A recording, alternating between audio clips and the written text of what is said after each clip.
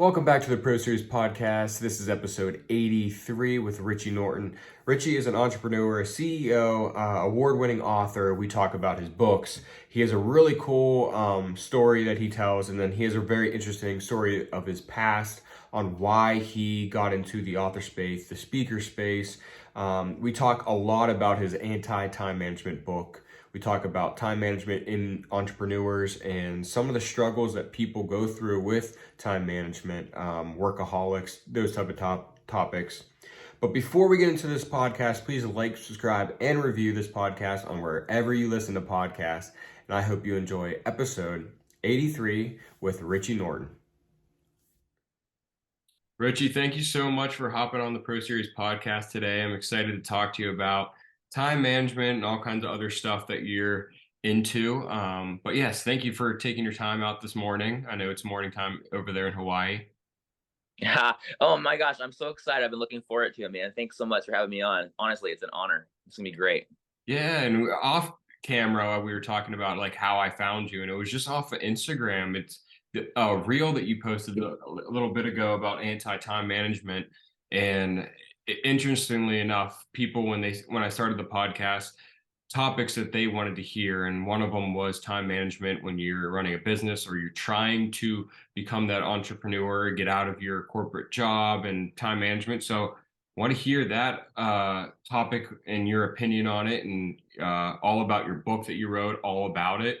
But originally, I want to start with how you got into the business, and did you go to college, and kind of start from there. Yeah, let me tell you a story and I'll circle around into all the different things. Yeah. But there was a time a few years ago when something wild happened in Hawaii. And I was not in Hawaii at the time. I was working with the Zig Ziglar family in Tennessee on a project, on a launch. And I was hanging out at one of my friends' houses there in Nashville. And I got a text message on my phone.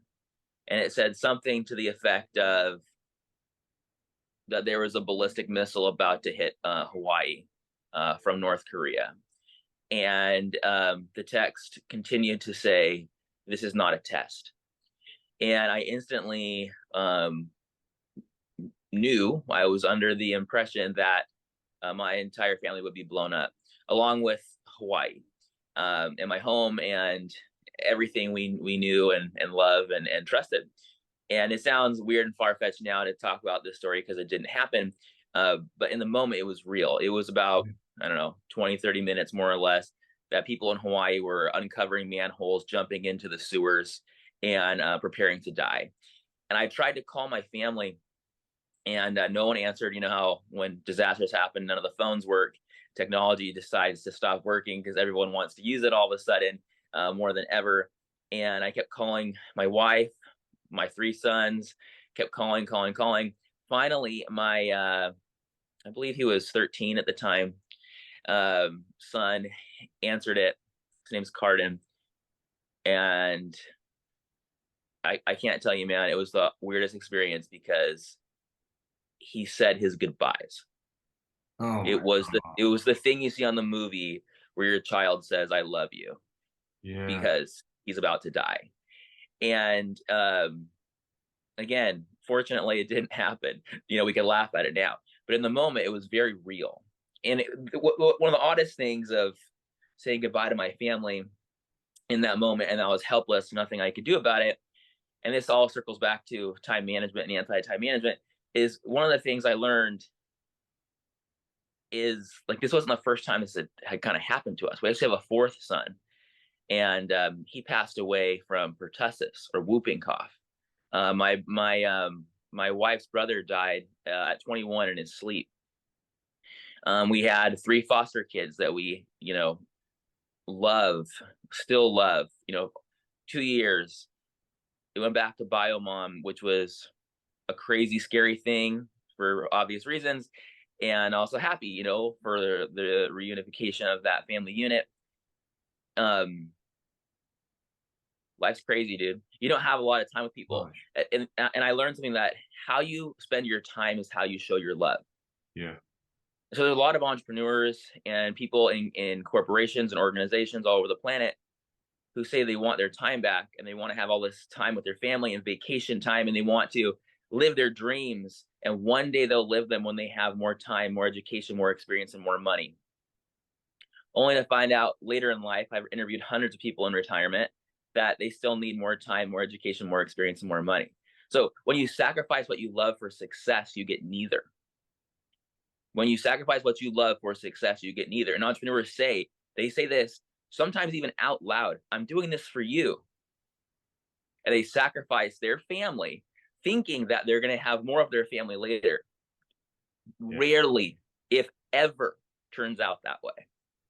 And so, it's last year, my wife had a stroke and lost her memory. She got it back, but I learned about I have a son that was crossing the street here in Hawaii, and a car hit him on the highway. Car didn't see him at all, hit him full speed, and he was unrecognizable. And he was in the hospital for quite some time. They put him in a coma, all these kinds of things. And he's okay now. He's now out riding these 20, 25-foot waves, no joke, terrifying, some of the biggest, scariest surf spots in the world. And I've asked him, like, I thought he'd be terrified of life. You know what I mean? Like, when that kind of stuff happens. Absolutely. And that wasn't the case for him. He didn't get hit by a car. He beat the car. Right. So I share all these things to give you context. Yeah, I got a bachelor's degree in international business from BYU Hawaii. I was student body president there. I went on to do an MBA from the #1 international business school in the world, the Garvin School of Management.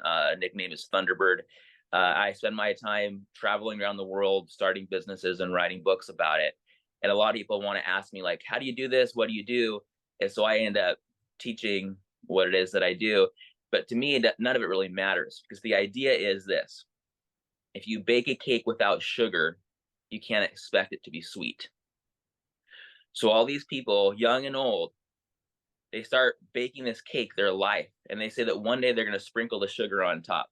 One day they're going to add their values into the mix. But you can't live a life on value if you haven't lived a life from your values.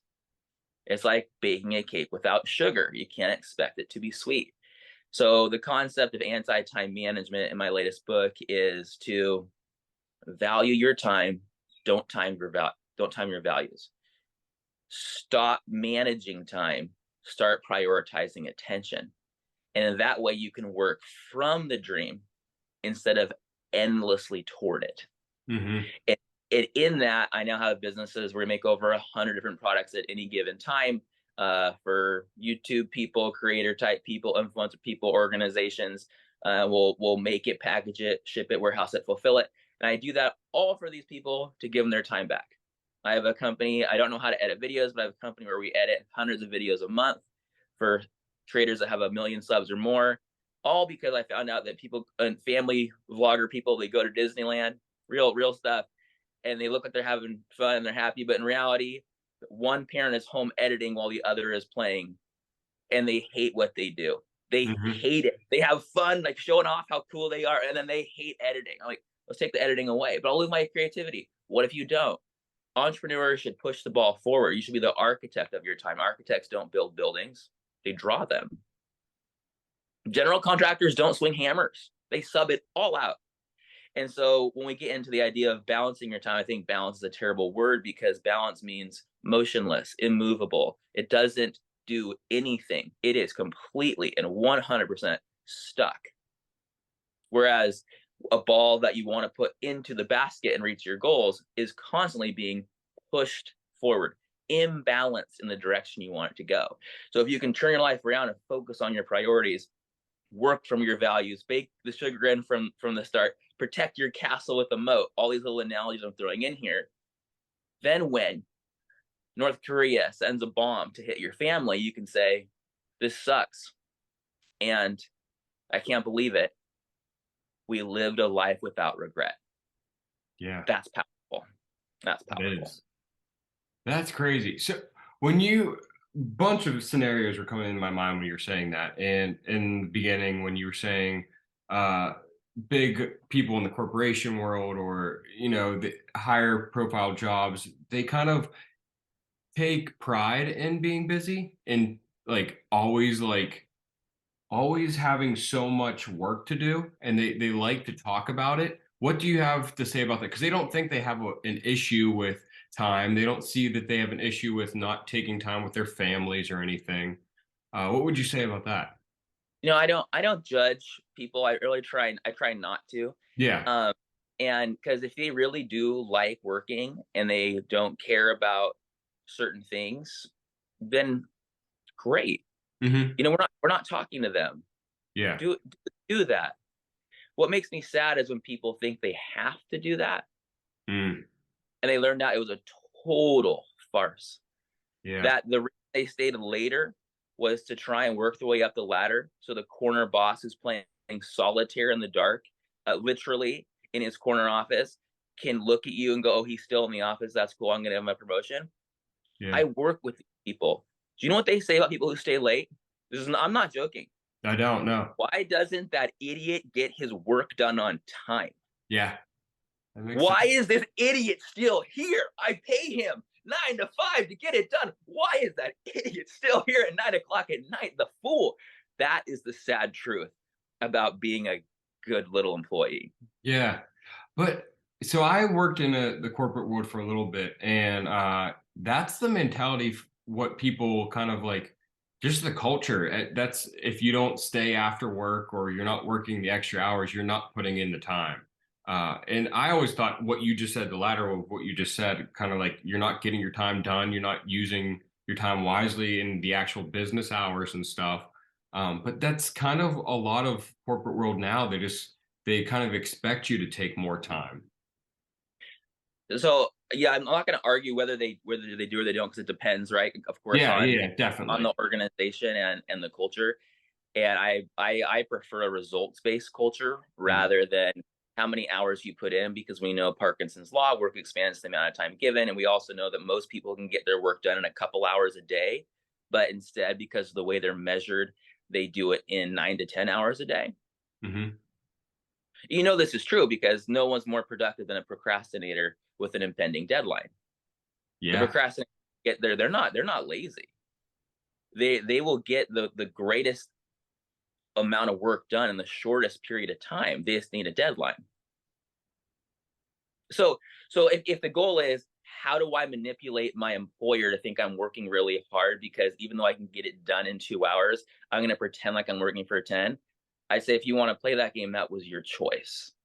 You should leave that culture if you don't want to be in that culture anymore. yeah, that's great. You have a choice. Like Stephen Covey was a mentor of mine, and he'd say, when you pick up one end of the stick, you also pick up the other. So every time someone's like, but a corporation is going to do this, a corporation is going to do that, I go, yeah, a corporation is going to do what a corporation is going to do. Why'd you choose that job? Oh, I didn't have a choice. That is literally not true. Do you know who doesn't have a choice? The people that make $2 or $3 a day. More than half the world have to be or forced to be entrepreneurs. You have the luxury of getting paid every 2 weeks. Screw you. Like, what's your Yeah, freaking problem, you entitled piece? You know what I mean? Like when you realize that you can take responsibility for your life. I'm not saying it's easy. I'm saying that when you realize that your consequences were a choice, when you pick up one and you pick up the other, you live your life a little differently. You live your life from love, you live your life from peace, you live your life from values, and you say, if I really do want more time with my family and I want these things, oh, but Richie, I can't do it and I have all these things. Like, I'm not saying that's not true. When you tell yourself you can't, you're right. But when you think algebraically, how can I do this thing without this bad thing happening by next Tuesday? How can I pay my mortgage by next Tuesday? How can I get a job over this next year? You open up a space in your mind for creativity and for exciting opportunities to flow in. I can give you a little history about this too. absolutely. I So, would love it. so time management is an invention. It's not something that was there from the beginning. Yeah, um, as far as business is concerned, the sun will do its thing and the earth will do its thing. But as far as managing that time, It is an invention of a guy named Frederick Winslow Taylor in the late 1800s. And he was working in different factories. He came from privilege, and he saw something interesting. It was one of the biggest problems he saw in organizations. He called it soldiering. Soldiering is a word they use for when someone is, brought into the military unwillingly, and they soldier. They are soldiering, meaning they will do things with disdain, slowly, because they're being commanded and forced, but they don't want to do it. So they'll do everything they can um, to at least try and get some power back and Yeah. make it as difficult as possible. And he saw this happening, and we see the sad thing is, obviously we see that today. Like it's just constant, right? And it hasn't gone away, and nor do we necessarily want it to go away. I don't think it's necessarily a bad thing. Bad bosses are toxic, and they're the reasons most people leave their jobs, not because the job doesn't pay well or the job isn't good. It's usually a bad boss. We know that through research. Anyways, he started doing these time studies and watching how fast someone would, use their shovel and how they would turn it and what they would do. And eventually we get this thing, they called it scientific management, and a number of different things. That back then it was called Taylorism. And what they learned was this: like when you stopped and measured and watched somebody for a long time, they might improve. But then they realize later, are they actually improving because the motions are doing, or because someone's watching them and it's awkward, right? So all these things started coming back. What we learned is, though, this is the problem today. Time management was never designed to give a human their freedom. Time management was specifically designed, engineered even, to measure every drop of blood, sweat, and tears from workers to get greater output. So the bizarre thing is that you fast forward about more or less 200 years to today, and personal development coaches and managers, they talk about time management often as this thing that will increase not just productivity in the workplace, but increase and enhance your own autonomy. It's not true, and it never has been true. It was never designed to give people their time, ever. It was designed to manage and control your time. Manage literally is defined, the word is control. Where the root word from manager comes from, if you go back further and further and further, some people might debate this, but you can look at it closer. Manager comes from kind of these root words of by the hand, mono, to control animals. That's where the word manger comes from. So you put the food out for them, you control the animals. We have a manager to control the animals with the food we give them. It is entirely about control. So it's not, time management inherently isn't bad or good. It's the real question is, who controls your time? In time management, they control your time, and that is their purpose: to extract your knowledge and to commoditize it. That is what they do. It was on purpose. It is in the books. Yeah. Under anti-time management, you control your time. So instead of this, they tell me what to do and I do it, it's, there's work to be done. I'm going to do it in many different ways. That's the way work used to be done. And you might say, well, there's a lot of good to say for that. And you're right, there is. But being aware of what is and what isn't and why we do it is important. Because back then, you know what they started saying to themselves when all the artisans started disappearing on purpose? They were disappearing them on purpose by taking away their knowledge and commoditizing it.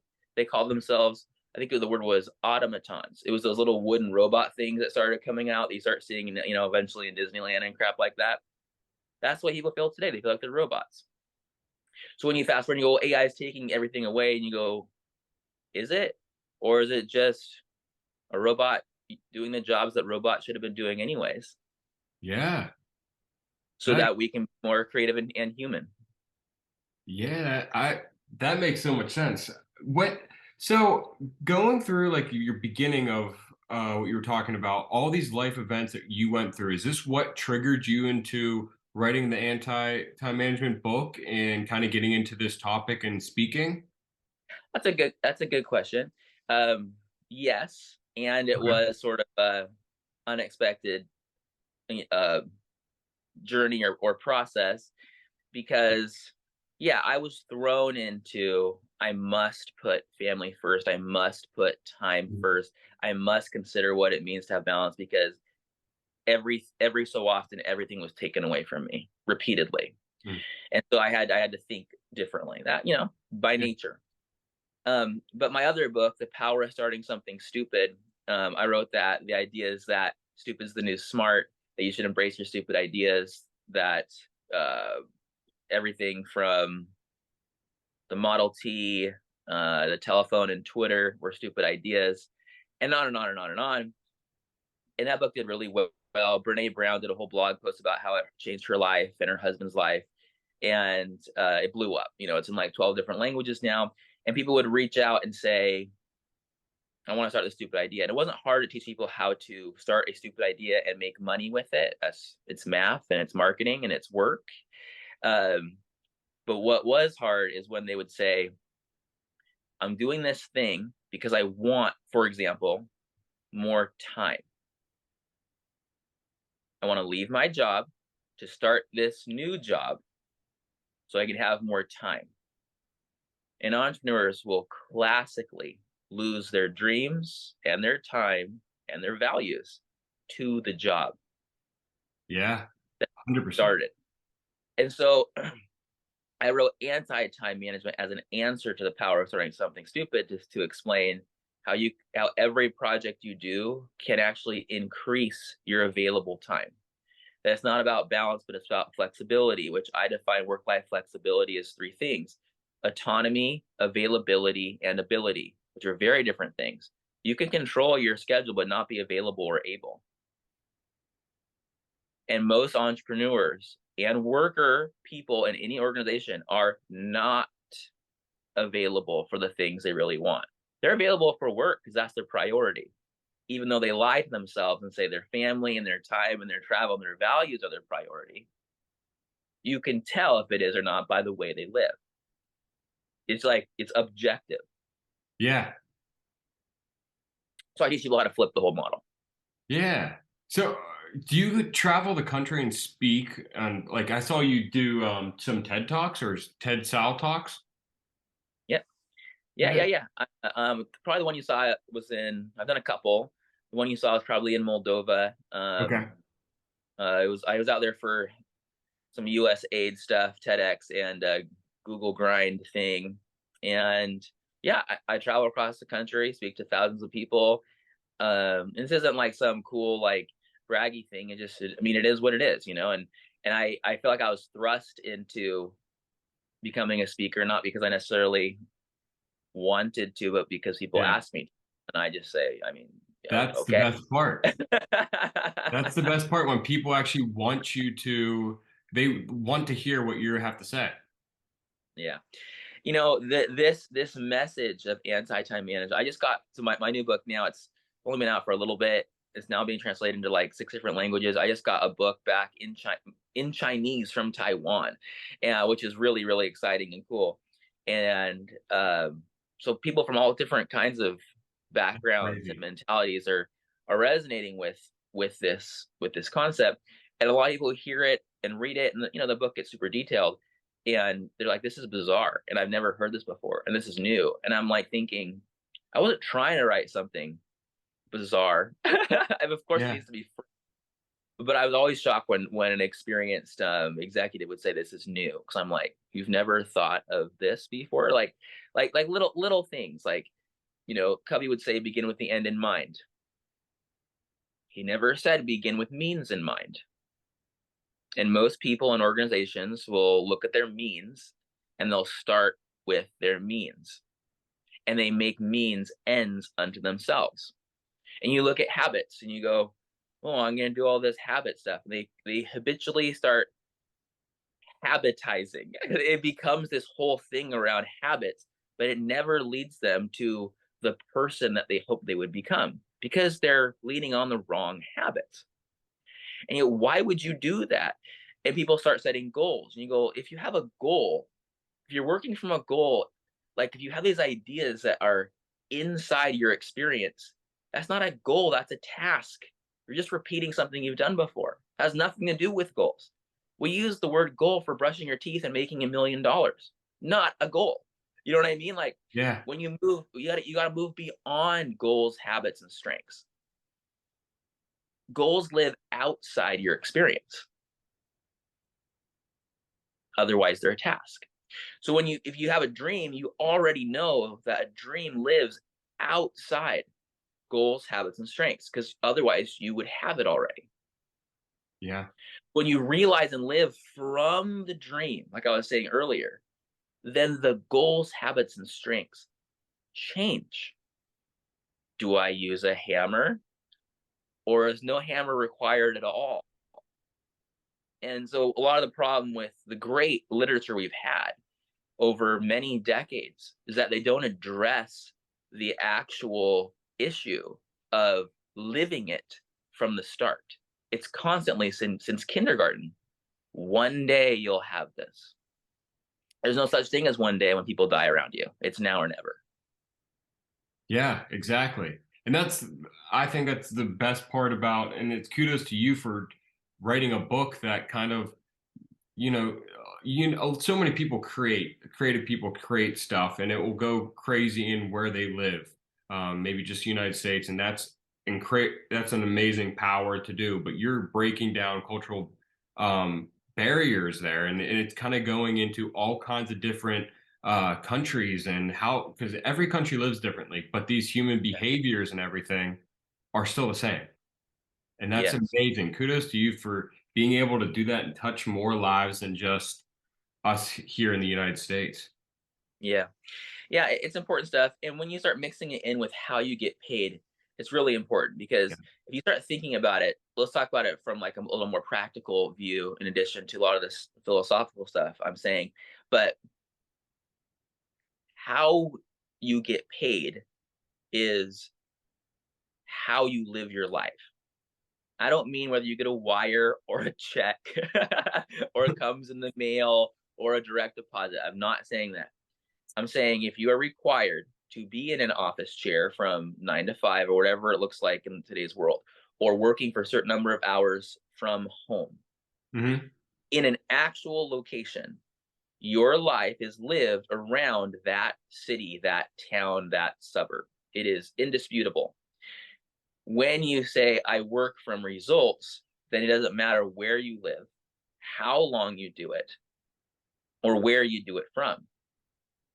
And this opportunity hasn't existed for very long. I was trying to live this lifestyle since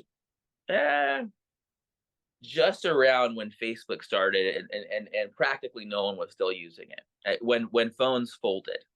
Okay. And I know it was after we had some hardships, and my wife and I said, let's fly one-way tickets to New York with our kids, and let's just see what happens. We didn't have money.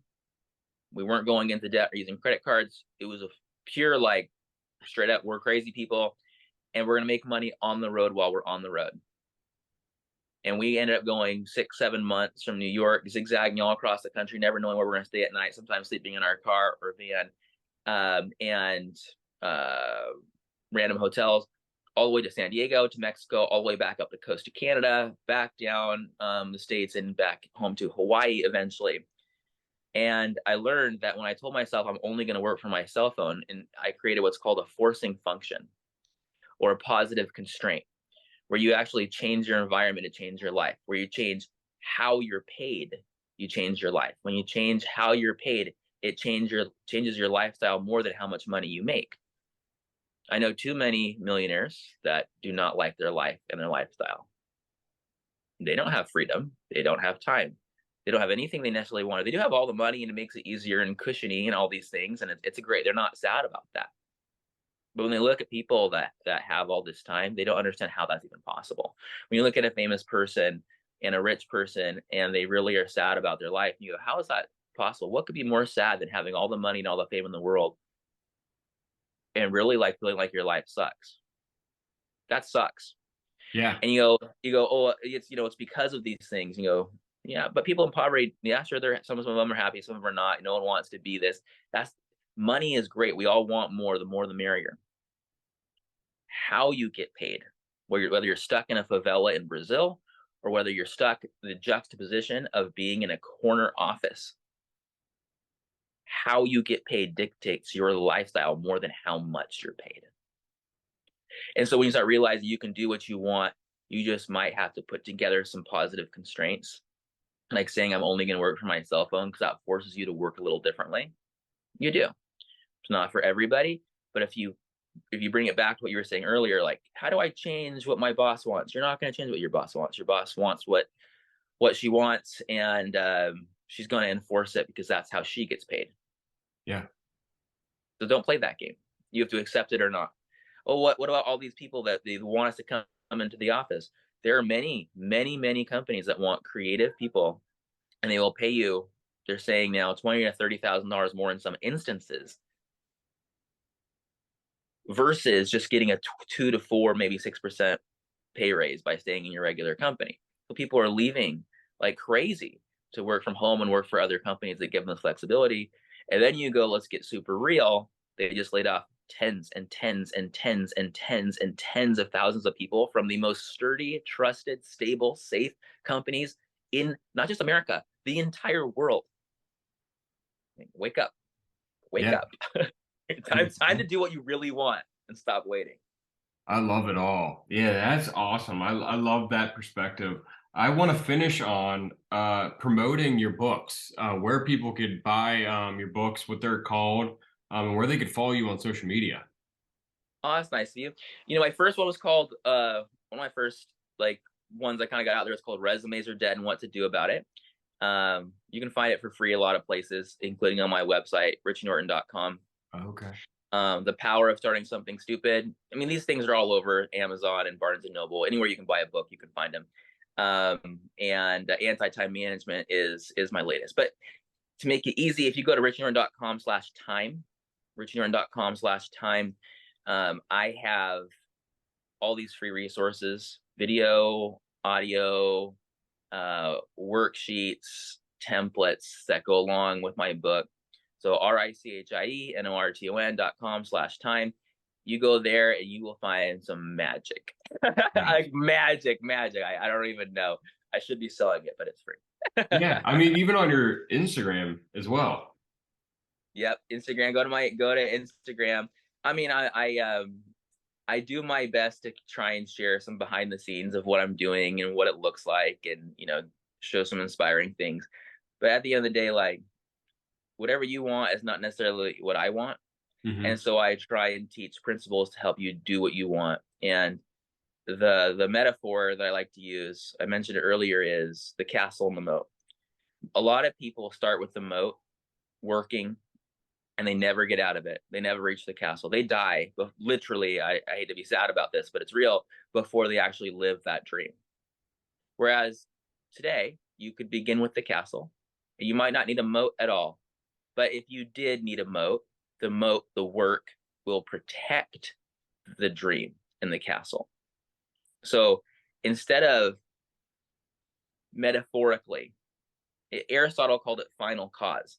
So metaphorically, instead of like building this table and working real hard and leaving the breadcrumbs of life and happiness for your family, you bring your family to the table, and the breadcrumbs of life and work are your work. And the work isn't breadcrumbs. It's like a fortress that supports the center. Because right now we are putting our time, family, and values on the outside and letting work one day possibly support them. Silly. Yeah. A responsible person will still get the work done. When you have less time to do the work, you get more work done more creatively in a shorter amount of time. Doesn't mean it's always that way. But if you were to do that, I'm a Six Sigma person, a Lean Six Sigma person. I think about being lean. I think about being like as precise as possible. When you start thinking like that, you all of a sudden free up possibly 80% of your time. And now you're like, what do I do with myself? You're like, exactly. That's a great spot to be in. That I have is. too much time. Dang it, what do I do? Yeah, do more good. It's a good time. Awesome. Yeah, I love it. Thank you, Rich. I could probably listen to your stories all day long. I love the inspirational talks, and definitely everybody go follow him on social media and listen to more of his talks. Thank you so much for taking the time today and hopping on. Oh man, it means the world. This is really fun. You're so cool. Great questions, brother. Really appreciate it. Thank you, thank you, thank you. Thank you so much.